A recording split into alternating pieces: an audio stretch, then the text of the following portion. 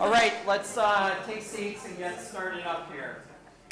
So Barbara comes from Richmond, and she's part of CASA, Court Appointed Special Advocates. My wife is actually a CASA volunteer. Awesome.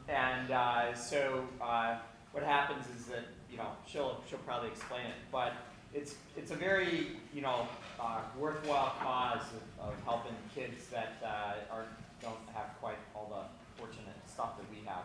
And so fundraising, they've used a race to help fundraise, so she's going to talk about that. Thanks, Barbara. Hey, everybody. Like he said, we are just a small little charity in Richmond, Virginia. We only have 6 employees.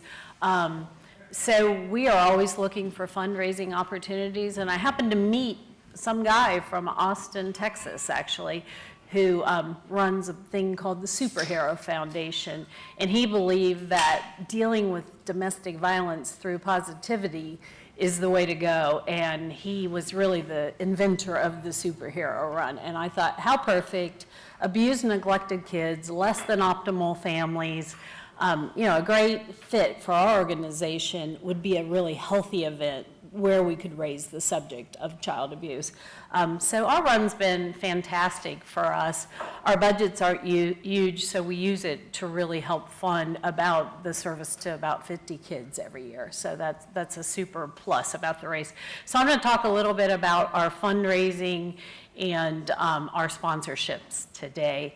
And you're going to have some awesome pictures. My husband's a photographer, so all these lovely pictures are his. He reminded me last night, man, you have nice pictures. So this year we had 569 registrants, and we're in our 6th year. We've been trying for 1,000 since day one, and we never really make a whole lot of progress.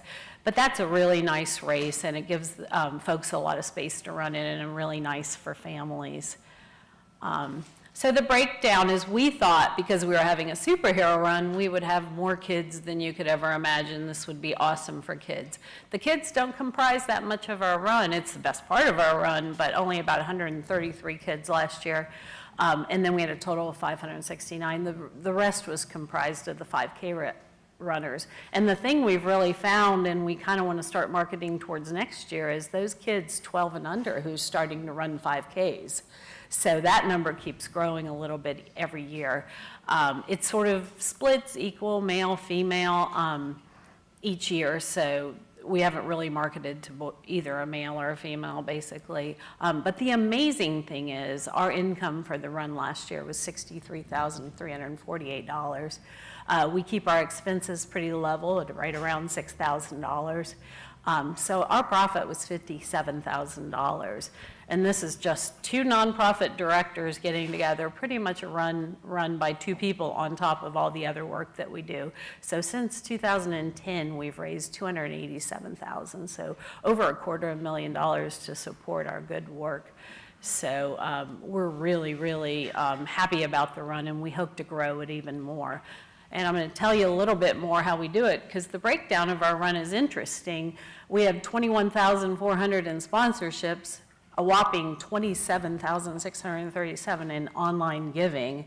And then our registrations are only $11,788, and we do a little bit of sales. All of this done on RunSignUp, which is nice to be able to incorporate it into one vehicle. We don't have to go anywhere else to allow us to do a store to do the sales and all the registration, and then all the donations as well. And we worked with Brian back in the beginning of trying to make it perfect for us. So you can thank us maybe a little bit for it being as easy as it is to use. So for our sponsorships, you would think, oh, they're probably getting a huge sponsor to get $21,000 worth. But we actually work with local businesses that aren't necessarily the huge businesses. We don't go to the one that everybody else is asking. We go to folks who are in relationships with us or an appropriate fit for us. And we start at that $500 level. We started at the first year at $250. That really didn't bring us the kind of money we wanted. And it was very easy to move people from the $250 to the $500 level. So that's our lowest sponsorship. And we do a whole lot of research into who might be a good fit for our run. And mostly sponsors want to get some benefit out of it. They're charitable, yes, because they have to be, but also sometimes because they care. And I will say our run is not really successful based on our cause. We found that out early on. We were very disappointed. We thought everyone would want to support CASA because CASA is amazing. But really, it's all based on people. And from a businessman's perspective, he's not going to give you $500 without actually feeling like he's going to receive something in return. So we've worked a lot on that through the years. We've learned a lot through the years of how to cultivate donors better and to get them back year after year. Because if you start with the same people that you had last year and add to it, clearly that's a lot easier than starting over altogether. Our board of directors also has some of these connections, so that helps us. But primarily, I find them. One of the neat things about RunSignUp, I think, is that we can use coupons. So one of the perks that we give our sponsors, again, like I said, they kind of want something back, is being able to send their people to the run. So we can very simply set a coupon up on RunSignUp where that registration is free. So that feature makes it easier for them to sign up just like anyone else would. And then we also have tried a couple of different features. Like this year, we had a save 10, which was not $10. That would have been too much, 10%. So it really wasn't that big of a discount. But we tried that for the first year with a very small group of people. So we'll probably implement that further. But for all that $20,000 that $21,000 that we raised in sponsorships, we only spent $976 to make sure those people could be there. So that's a pretty good return, even when you give your sponsors perks. There were a couple of questions that Joanna gave me to, how do you offer value to your sponsors? And we do that in a lot of different ways. They can have tables at the event and promote themselves, which is huge for the ones that think that reaching out to the public is good for their marketing efforts. Those tend to be our higher dollar sponsors. We also offer them placement on our website, in our newsletters, and if they're really big sponsors, our first year Nike sponsored us for $10,000, so I put them in every article. Anytime I was on TV, I mentioned them. So basically, within all of our marketing system, we can just build in promotion, I guess, for the sponsors' good deed of helping us out for our kids. So there are lots of different ways to do it. I also talk to them a lot about it throughout the year because I think we used to think there was a magic ticket in a thing like RunSignUp. We'd put all the pretty pictures in, we'd set it up right, and it would work for us.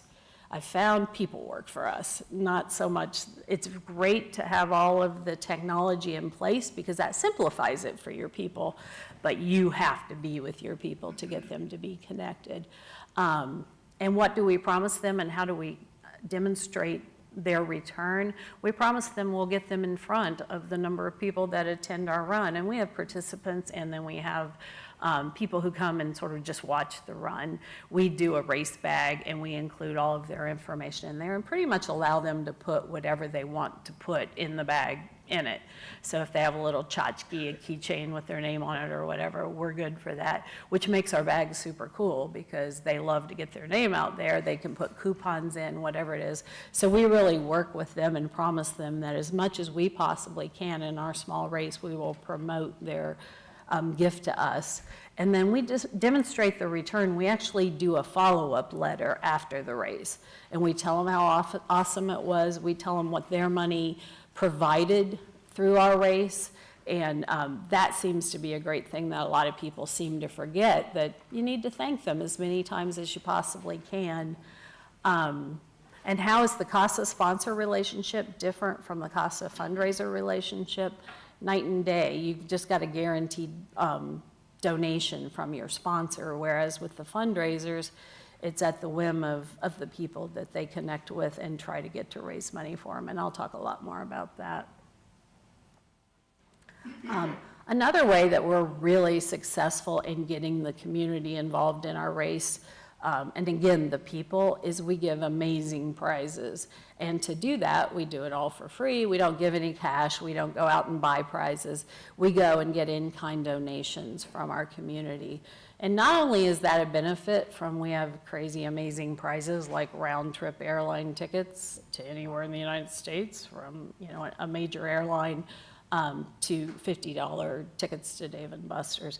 But one of the things that allows us to do is cultivate those sponsors too, because we start talking to the businesses on a low-key level. I don't know if you have Silver Diners here, but we did that with Silver Diner, and this was the first year they joined us as a $1,000 sponsor because they had heard about it through so many years. So what a simple ask to say, can you give us a $50 gift card for a prize, and ultimately to land a $1,000 sponsorship. So we have a lot of those folks involved that we're kind of cultivating all the time. So this is sort of a history of our race, and I think it's interesting because the attendance piece has really remained fairly consistent through the years. We haven't had a whole lot of change there. Our expenses have remained fairly consistent. One of the things we do, I think there are some timers here, is we time our runners, but a lot of the people that participate in our race aren't competitive runners, or they're running their first 5K, or and it's a super flat, easy course, or they're pushing a baby in a stroller. So the timing isn't hugely important to our people. So we give them the option to opt out, which means we save money on the race, which is a good thing for us, and none of our timers have seemed to mind. But the important thing to look at is sort of, if you look at the sponsorship piece, how erratic it's been. And so I think that the major key to success is figuring out who your primary sponsor is going to be. Getting that $10,000 right up front from someone pays for your whole race. You don't have everything else from there is gravy. So I think really that's where you want to maximize your effort in the sponsorship category, is getting that bigger sponsor. So if you look at, 2010, we had 26. That was the year we had Nike. Then Nike said, well, now you're on your way. We're good. So we went way down the next year. We weren't prepared for that. We thought Nike would come back again. Wouldn't that be nice? But they didn't. So we really had to regroup and think about it. And it actually took us a little while to figure out who are we going to approach for our bigger dollar sponsorships. And then we got another $10,000, our power company in town, and then they pulled out in 2015. So again, we're stuck without that $10,000 sponsor. It's pretty difficult in the Richmond market to get a $10,000 sponsor, so it has to be someone you've definitely been cultivating. And then this year, we just gave up on the $10,000 sponsorship, and still were able to bring in 21 by thinking, we got to go for some of these smaller sponsorships and just let it add up. So there's a lot of ways to do it, and you really have to focus on and concentrate on your own race about, how do these businesses work for you, and how do you work with the businesses to make it happen. But I think the super astonishing amount is in 2010, we raised $3,150 online, and that was definitely before RunSignUp incorporated all the online donation pages, I guess, personal donation pages. And this year we're at 27,000. So we have really focused on that area, even over the sponsorships, because we have found it's something that we can do and that we can grow the people that do our online giving. And the rest of it's been fairly consistent. We play each year with different things that we can add to the run, so that activities, photos, auction, all of that are different things that we've tried. This last year, we did just a little auction at registration, but we had big ticket items. We had free tickets to Disney World. We had free round-trip airfare. We had American Girl doll. So we were able to bring in most of that $2,500 just from things, again, that we got through our in-kind donors. Didn't cost us a thing. It was just extra money. A neat thing about marketing is that you can really benefit from other people doing things. We were the first CASA superhero run. Yes. Very proud of that. And I think we did it well, and it allowed us to really bring that out as more of a national movement. So this next year, about 50 CASA programs are looking to host Superhero Run, including several of our peers in Virginia. That's all right. So that's been really nice from the perspective as people start to, you talk to them about the Superhero Run, and they're pretty sure they've heard of it before. So the more that we have, you know, we're like, next stop, we take over Komen. Yeah, as if, right? But nonetheless, that's been great for us from a marketing perspective. Yeah, I'm just kidding. Yeah. I figured that's I have dreams.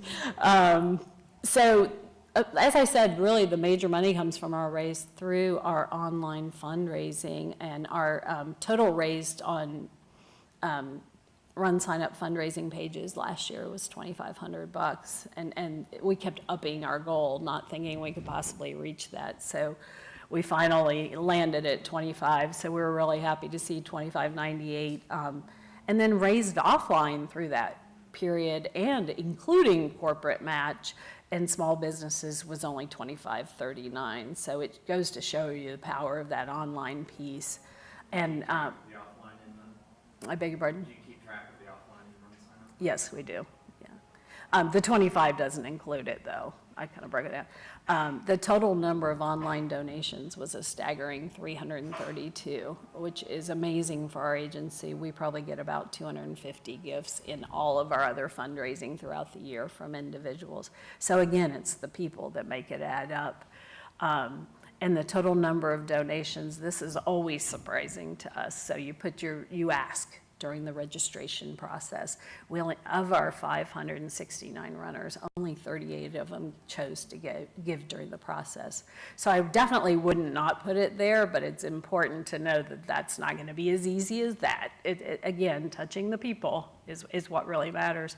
And one thing that we've found, and I just happen to have this picture here of appreciating the folks who fundraise for you is so key, and making sure you have a public show of that. They're very shy and they don't want all that applause, but man, do they love it. So we've been really great to be able to get them all out at the run and really talk about what they've done for us, and it's encouraged other people to do it as well. And this is Chuck is one of our big fundraisers.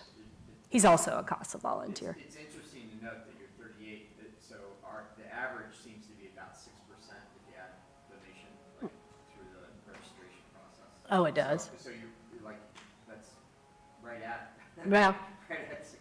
yeah, that's kind of interesting. We just thought because of the cause that it would be great, you know, and it's been surprising that it's only 6%. Yeah. Interesting from we've learned a lot about this. Everybody is. Yeah. So we're not unique. We're like, man, we stink. So this was interesting to me. I was actually looking at this last night because we always debate what should our donation amounts be? Where should we set them?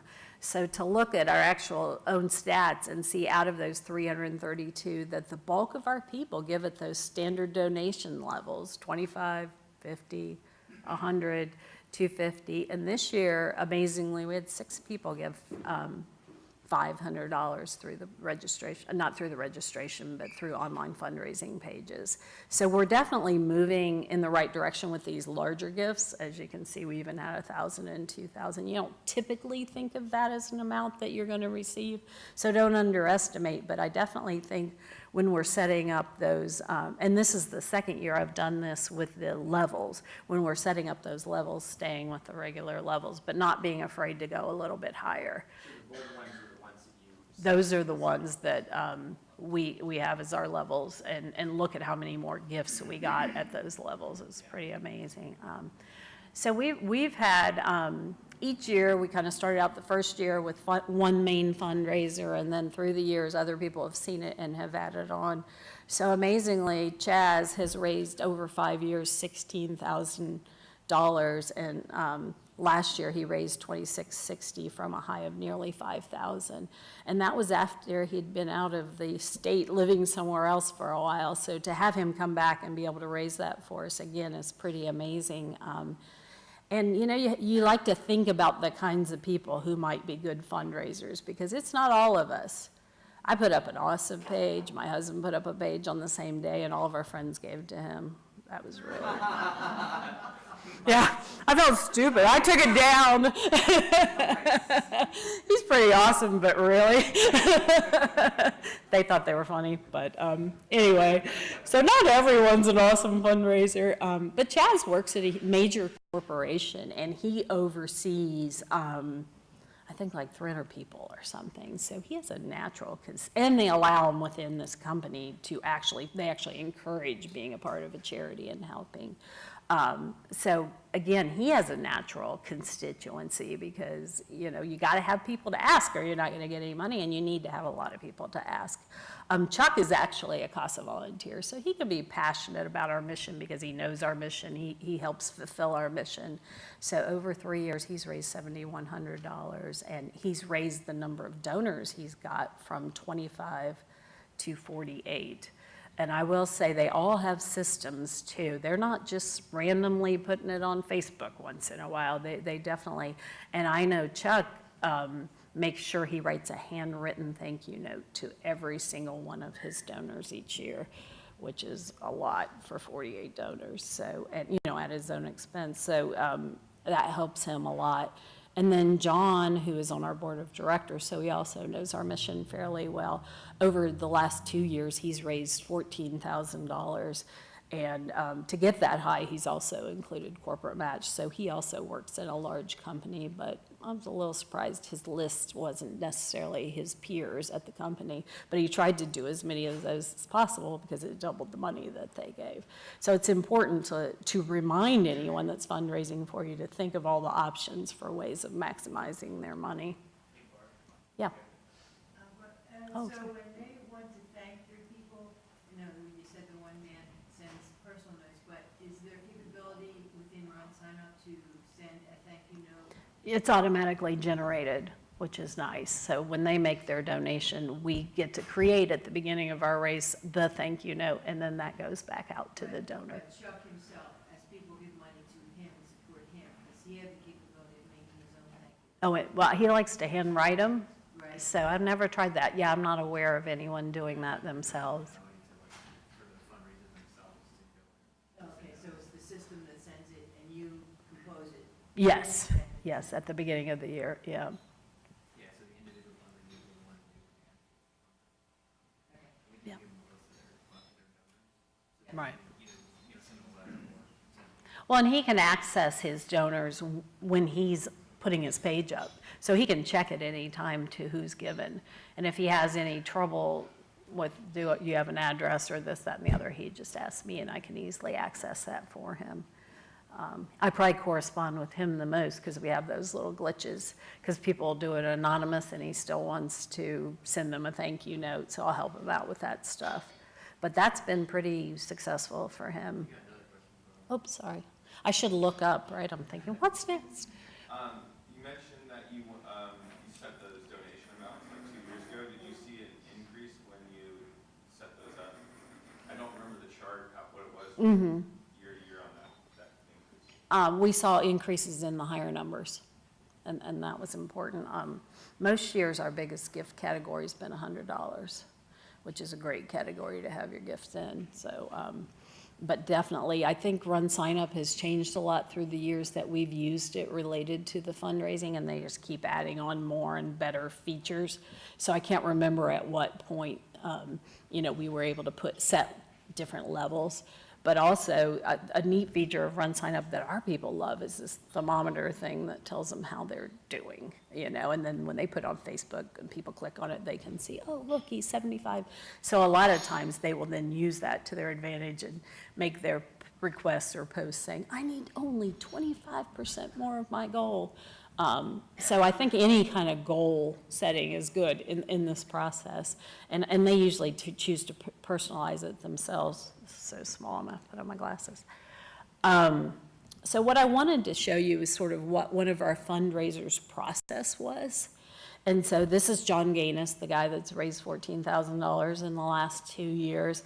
So the first little white square there represents a spreadsheet that he keeps, and you can see he's approached 336 people. This is the bottom of it. And he keeps constant contact of contact. What's the word I'm looking for? I don't know. Constantly, he updates it with whatever he's done in the process, whether he's sent that first email or whether he's resent it. Has he talked to them? Is it pending? That kind of thing. So he has notes throughout it. And then this is the same spreadsheet with the color. He's got everything color coded. He's into this. It's kind of cool, actually. So he color codes it based on when he's actually gotten the gift. So this is obviously the top of the list. And then he tracks whether or not they're eligible for matching funds. So he actually did some research too on what companies besides his own give matching funds, and he sent that around to his donors saying, if you gave and you work at any of these companies, you know, you can send in the form and get matching funds. So he's been quite dedicated to ensuring that people maximize what they give, but you can kind of see that he raised a total of $6,492. Only $4,500 of that was through his own donations. The rest was what he was able to maximize with the matching. And then funny, the teams have not worked all that fabulously for us from a fundraising perspective, but he had his own team. So you can see he only raised $100 more by starting a fundraising team. So we haven't quite figured out that angle yet, but we're trying to track it to see what we might be able to do with fundraising teams.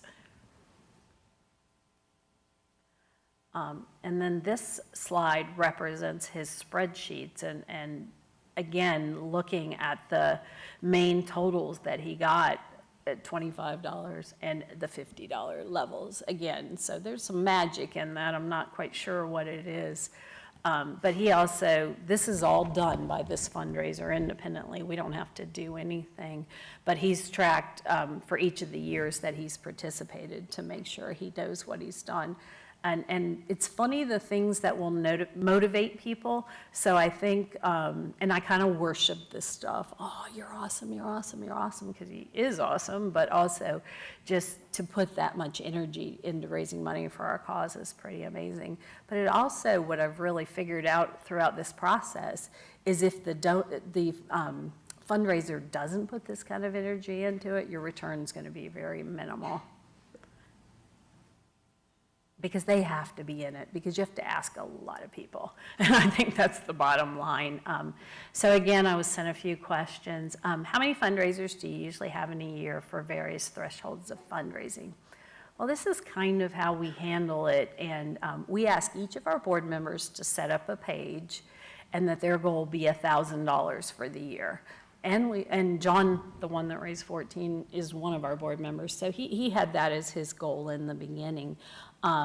About maybe a quarter of them do. They aren't as responsive as we would like. But between them and then these three major fundraisers, that's about all we have. One of the things that we thought would happen would be that when folks are registering for the race, they're going to be super excited and they're going to want to fundraise for us. We don't have a cause that resonates like, I know someone that had cancer, or I know someone that, you know, or I'm into doggies, or whatever it is that cause. For ours is a little difficult to explain. It's a little complicated, and it's icky. So we just don't have those people that get all jazzed during the process. And we don't have any people that ever so far want to tell their personal story of child abuse. So I think it might just be our charity, and I think another charity might be really successful at that. But I think for us, it's definitely because of that lack of a natural constituency where people, or just a natural cause that people can relate to. We actually run our race on the same day in Richmond as ASK, which is a childhood cancer charity, and they raise about $174,000 online. And they basically prayed out the kids, and that works wonderfully. You know, we can't really parade out our kids. Believe me, I would if we could, because that's amazing that they're able to do that. So I think you have to work within your strengths and find the people that will raise money for you. And again, it just comes back to the people. But otherwise, we don't ask anyone to set any kind of goal. People just do it. And then as far as the numbers of runners that entered, it's 539, and we have about 15 fundraisers. So it's pretty small in comparison to the overall. Who makes a good fundraiser? Amazingly enough, it's simple. I think every every nonprofit director would say, someone who will ask for some money. Really, that's it. And then I think having peers, having someone you can actually ask who respects you and likes your opinion. A lot of people want to give and they're never asked. And they want to give because their friend thinks it's an awesome thing, more than probably for your cause again. That people give to people, and they give to their friends and their loved ones, and maybe if you're the boss, to their boss. I think maybe that works for the first guy. So that's okay too. How do you keep fundraisers motivated to fundraise for you for multiple years? That's where it becomes my job. I think keeping them connected in some way, and I've done it in a lot of different ways. We're bringing Chaz, the first guy, onto the board as an advisor, just to work on the superhero run with the board. He has designed our t-shirt several years. I just am thinking all the time, how can I get them doing something between now and the next run? That's at CASA, so they still want to support us. So for me, it's really relationship building and staying active with that person. So far, we haven't really lost our biggies. Those have all, it's not like one year we had some guy raise $4,000 and he never came back. They've all come back once they've done it. But it's also investing in their process and talking to them about it. And they're so excited. So if you buy into their excitement and tell them how awesome it is that they're excited, which is true. I mean, when he raises $14,000, that allows us to serve 7 additional children each of those years. So being able to relate it back to your mission, I think, works as well. But definitely keeping them on our task force or our fund meeting, our fund committee or something like that is a great way to do it. How do you tailor your fundraising incentive rewards to different individuals? We don't really use incentives or awards. We've talked about that, but we're pretty greedy, so we want to just keep the money for ourselves because we feel like people gave it to charity. So we should use it for charitable work. So I think that probably works great, and if we had enough energy and time to get prizes that we didn't have to pay for, we might try that at some point. But so far, we haven't really used that. What are some of the techniques? I kind of just shared those. I think the more complicated they want to make it, they can. But a lot of them don't do too much, and they just take the money, and that's great too. But most of those are board members. How much time, effort do you as an organization put into fundraising via the race versus the logistics of race day? Well, it's funny because we have these 2 nonprofit directors and I handle everything except the logistics of race day. I don't get the mascots to come out and all that.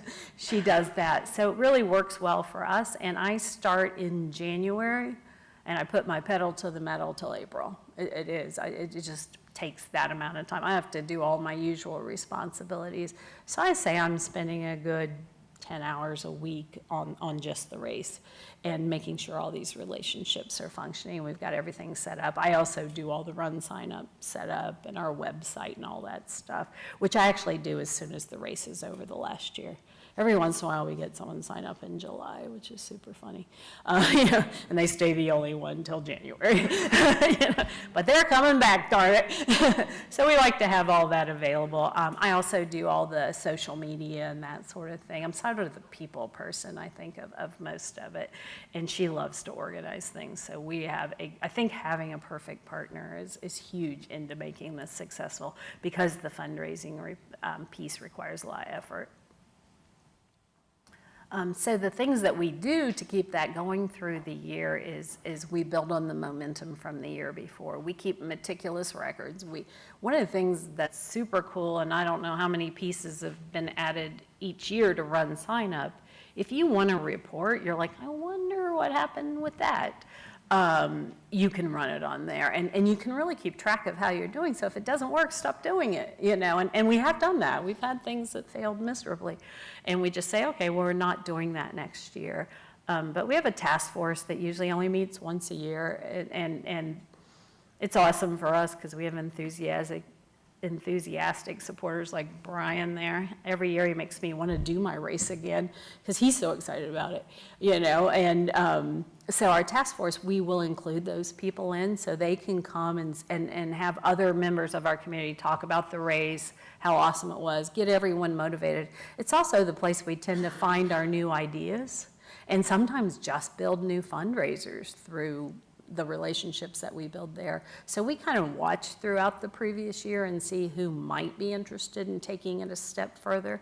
And sometimes they do and sometimes they don't, but it's just simply one meeting that we invite a lot of people to and brainstorm. And then the sponsorships piece, we make sure that periodically through the year that they get things.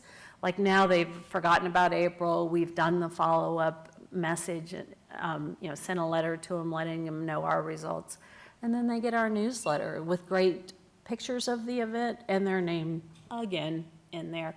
They get our annual report, their name again. So making sure you keep touching base, I think, with them throughout the year is great. And then we don't officially ask anybody too much until around January or February.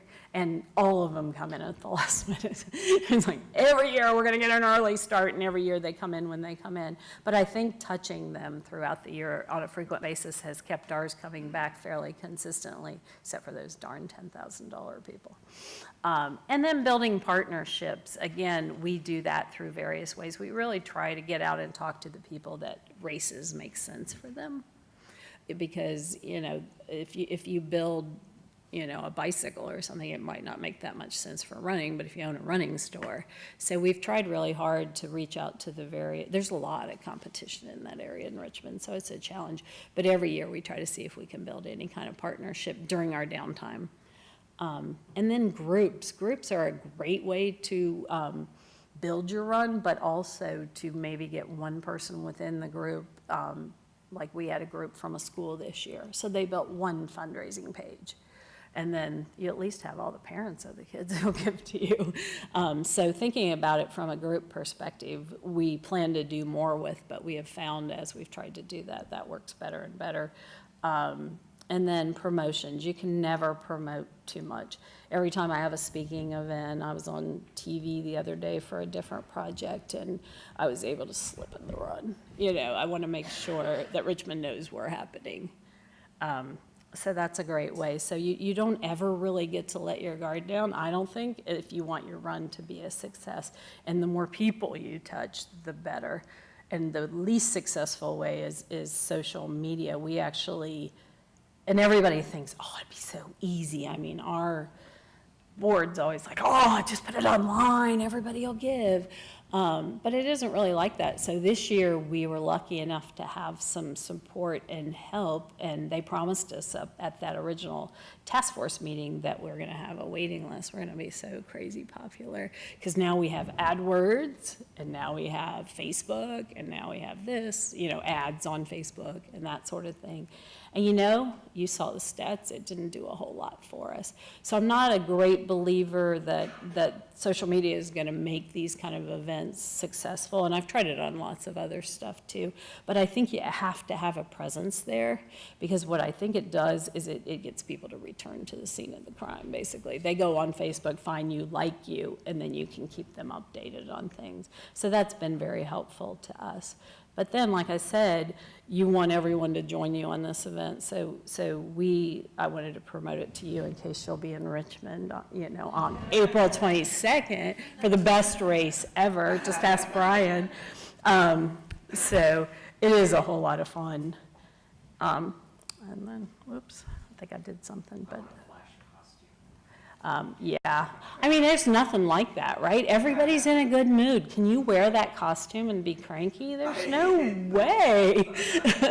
And the kids, when they start, this probably makes my life every April, is you get this, 100 kids there in their little costumes, raring to go, and they all go out like a million times too fast, and they die, and you see them like, it's just so cute. I kind of cry a little bit, I got to be honest, every year when we start our race, and I think believing in what you're doing is probably a huge part of it, because I believe we bring an amazing race to Richmond, Virginia. I think we bring a unique race to Richmond, Virginia, and I think we do a really good job at the actual race because she focuses on it and I don't. Because if I did, we'd probably forget something major. So that works out well, that having a good teammate. I don't know how to go to my last slide. But anyway, it just says our tagline, every child, you'd think I'd know it. Every child needs a hero, but abused children need superheroes.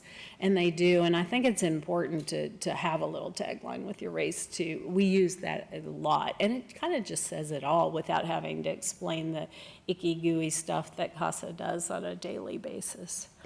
And that's it for me. Does anybody have any questions? I see someone. Is this your largest fundraiser event, or do you guys do popcorn and salad or anything like that? This is, we had an anniversary event to celebrate 20 years. Made a lot of money at that, but that was a one-off. But otherwise, our events raise about $10,000 to $15,000 on average. So this is truly our signature event. And we went into it knowing we needed a signature event, and we looked at every gala possibility. And you're talking about two people talking about this that don't run. My kids ran. I kind of know what it was about, but in general, I'm like, I don't want to run. So we knew nothing about putting on a race, and we just learned it by just doing. So I think it's definitely something anyone can do. I think having the right tools, we were incredibly frustrated in the beginning because we had to go 5 places to get what we need. So now even Facebook's incorporated into RunSignUp. So many different pieces have been incorporated through the years. Those reports have gotten so much easier and so much better to use. Again, I got to talk a little bit about it through the process of developing it, so I like to think it's mine.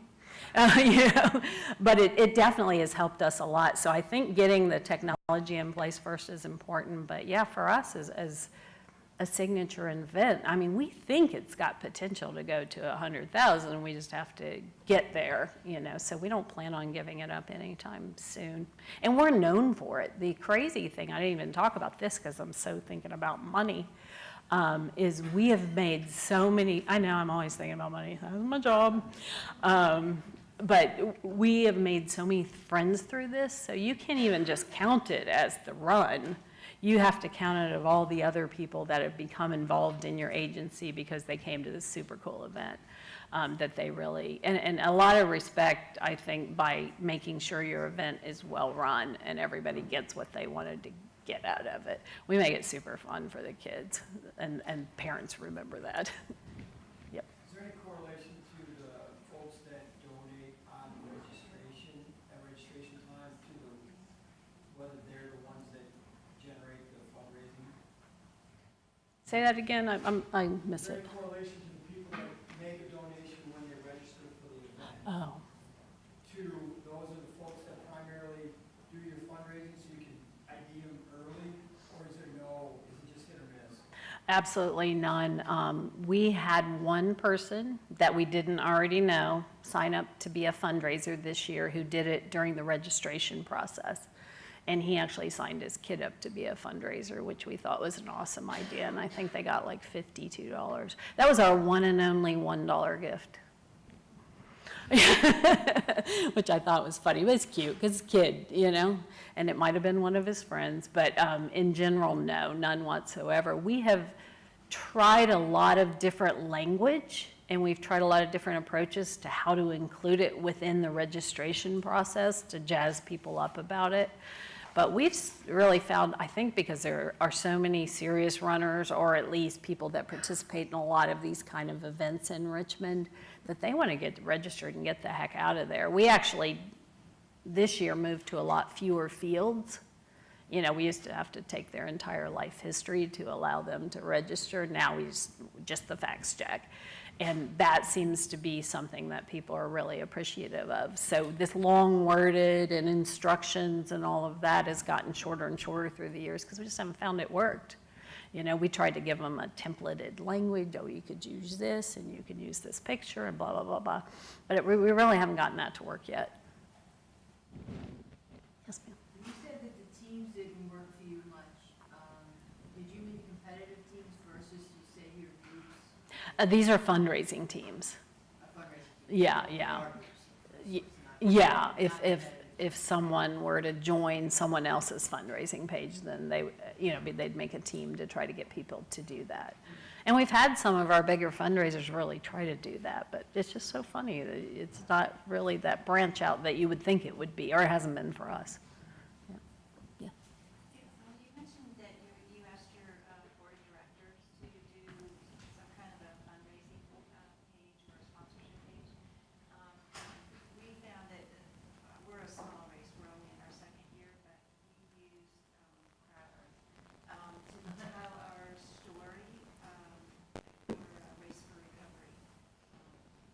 And how, did you use RunSignUp for that, or did they use their own Facebook? No, this is all incorporated into RunSignUp. I think we're gonna have that this afternoon, right? Yeah, we're gonna have that this afternoon, the training session, like how to understand. Yeah. Or you want me to fill in your gaps here? Sure, Brian, go for it. Of course I have gaps. We're talking.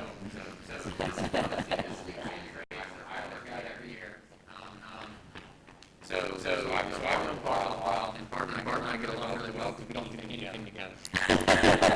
So a couple of the bars that you guys been on, we have kids games that are going on where the kids get the wristband, I think, in the revenue. But actually the biggest selling feature, one of our issues you have is that, soccer, baseball, and soccer, but different things are going on with the kids. The ones that come tell us, their kid felt like they got a steal of a deal for, an hour and a half of entertainment. They can play all these different games for $5 or $10 a day of. And if we could get more people exposed to that, we would probably get more returners. The other thing is that her husband is a photographer and takes professional photos for us and then puts all of them on Facebook. I think that helps. I don't know how many, do you ever look at how many donations we get like in the next couple of days after? Do we get anything after that? We do get a few after the race, but not that many. Okay. But the photos we have are awesome. So we always have the best photos of any race in town, which I think helps a little bit. And then the other thing to kind of brag on Barb and Ruth Hands, who's not here, is that the reason that they're good race directors is because they don't care about running, which sounds counterintuitive, but they're not worked up about things that are irrelevant in the grand scheme of things.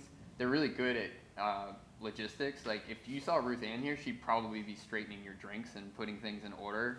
She can't stand disorder. And so we have a tremendous number of volunteers, and they're all perfectly organized. And that's one of the things that, Ruth Ann probably would have talked about the whole time. But Right.